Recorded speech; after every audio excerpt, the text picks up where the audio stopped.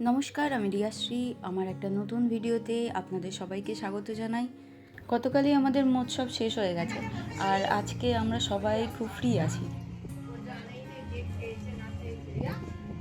এখানে আমরা সবাই ব্রেকফাস্ট করছি, আর আজকে যেহেতু সোমবার নন্দনের অফিস ছিল, তাই ও সকালবেলাই বেরিয়ে গেছে অফিসের উদ্দেশ্যে। তাই এখন ব্রেকফাস্ট সেরে নিচ্ছি লুচি, পনিরের তরকারি আর ঘুগনি দিয়ে। ডিলিশিয়াস! এই রিঅ্যাকশনটা দেখে দারুণ দারুণ, মানে কোনো কথা হবে না। चले एक काम कर 200 रुपए दे और 50 रुपए काट ओवर एक्टिंग की वजह से। সবাই ফ্রি ছিলাম বলে একসাথে লুডো খেলতে বসে গেলাম।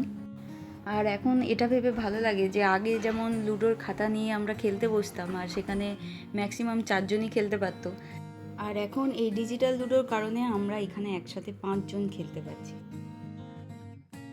এদিকে আছে মাছ শুক্তো। যদিও মহোৎসবের 3 দিন আমাদের নিরামিষ ছিল এবং ভাতও খাওয়া হয়নি, তাই আজকে অনেক কিছু রান্না করার ছিল, কারণ আজ সবাই বাড়ি ফিরে যাবে। ছোটো মাসিমণি আমাদের সবার জন্য এঁচড় এনেছিল, তো সেগুলো সবাই বাড়িতে কাটতে পারবে না বলে মা এখানে কেটে দিচ্ছে যাতে বাড়ি নিয়ে গিয়ে রান্না করতে পারে। বাপি এখানে মান তুলছে, এই যে সেই মানটা, এটাও মা কেটে রেডি করে দিচ্ছে। আর ওইদিকে একটা কলা পড়েছে, কলাটা জলে পড়ে গেছে, ওই জন্য বাপি তুলে নিচ্ছে উপরে। এই দেখুন ওর নোংরা দাবিগুলো এখানে ফেলা আছে, আর বেরিয়েছে দুটো মোচা।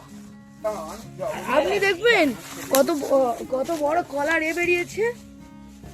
এগুলো দেখাশোনা করতে হতো না, নিজেই হয়েছে। আর ওই দেখুন ওদিকে থর তোলা হয়েছে বড়।